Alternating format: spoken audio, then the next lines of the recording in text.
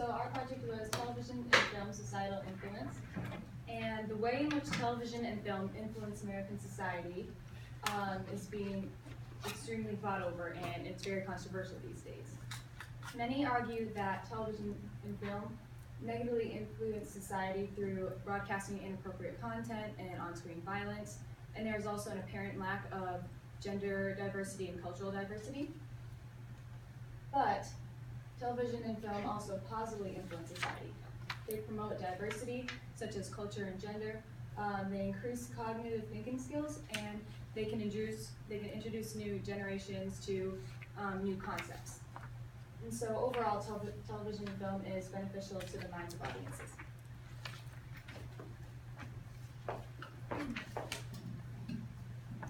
So television and movies have the power to shape American culture, and because of the diversity that exists within the American culture, it is important for movie castings to represent the American population through their castings.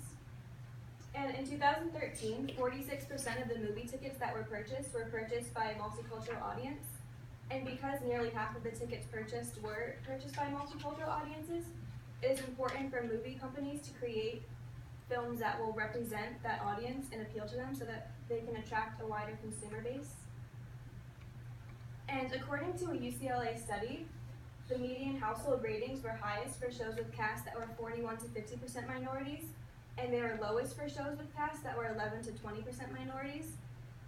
And this shows that creating shows with diversity attracts a wider audience and also increases the success rate of the movie companies and television companies. And some argue that movies are not as diverse as they should be. In another UCLA study, the leading movie roles were analyzed, and they found that minorities were underrepresented by a ratio of 2 to 1, and in leading television roles, they were underrepresented by a ratio of 6 to 1. However, many companies are working to increase the diversity. For example, ABC has a talent development program where people can audition, and through auditioning, they're connected with casting directors and talent agents, and this links them to the production world, and 90% of them either audition for or are cast in movie and television roles. And most notable is Lupita Nyong'o, and she was discovered through this program and eventually went on to become an award-winning actress.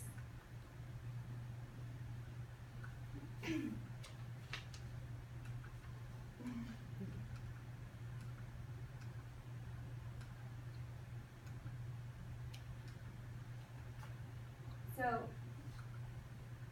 actors and comedians in Hollywood are also working to fight against gay prejudices through television, media, and film.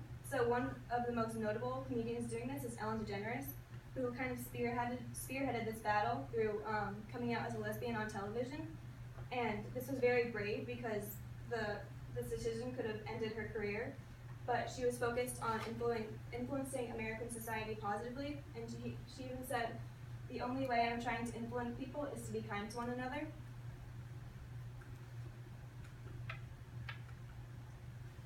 And according to a survey by Entertainment Weekly, after watching a television show featuring a gay couple, 27% of people reported feeling more accepting of gay marriage, while only 6% reported feeling more opposed.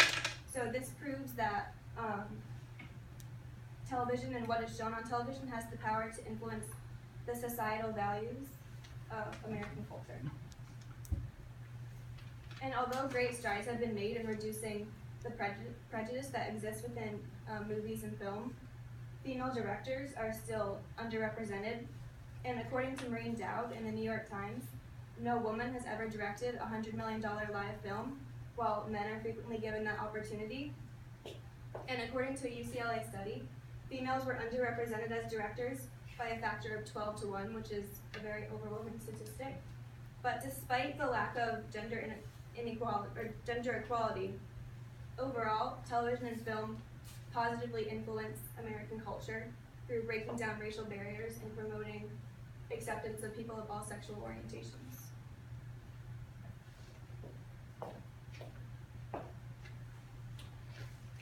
So television has undoubtedly altered society. It's impossible to ignore. But the big question to ask here is, has television truly benefited American culture? According to a 3-year study by the American Academy of Pediatrics, 20 acts of violence happen in TV cartoons an hour. And also 2/3 of TV programs contain violence. These are some overwhelming statistics. This can be detrimental to children, especially because they are unable to distinguish between what they see and what is real. So with these facts presented about the increased violence, and especially children's shows, it's easy to assume that television has been negatively affecting our society. However, it's also impossible to ignore the many successes that television has had. In the 1950s, every family seen in television was a static family, meaning that all the members were white. And even the few minorities that existed in television were merely stereotyped. So African Americans were slaves, or Native Americans were just warriors from the West. Thomas Gale discusses this in Television in American Society Reference Library, why this might be true. He suggests that outright racism by the mostly white viewers steered television producers away from incorporating minorities into their shows. Even as early as the 1950s, though, some people began trying to chip away at this blockade, the most notable being I Love Lucy. Desi Arnaz, the star of the show, was Lucy's husband, and he was a Hispanic minority.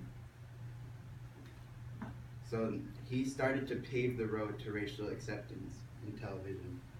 And then broadcasted civil rights protests 10 years later made great advancements down this road. It opened the eyes to Americans on how awful African Americans are being treated. And it also changed the views of many people on racism. And then to cross the finish line on the road of racial acceptance, people like Diana Carroll began starring in their own shows. She was the first woman to star in a TV primetime show called Julia. So, while TV has helped society in cultural and historical ways, it has also helped politically. So the first debate to take place on television was in 1960 between Richard Nixon on the right and John F. Kennedy on the left. On radio broadcasts, Nixon appeared to be the better speaker. But with this new way of debating, John F. Kennedy seemed like a much better president because he looked more presentable on television. Katie McLaughlin attributes JFK's success to his confidence on television. Eight years later, Nixon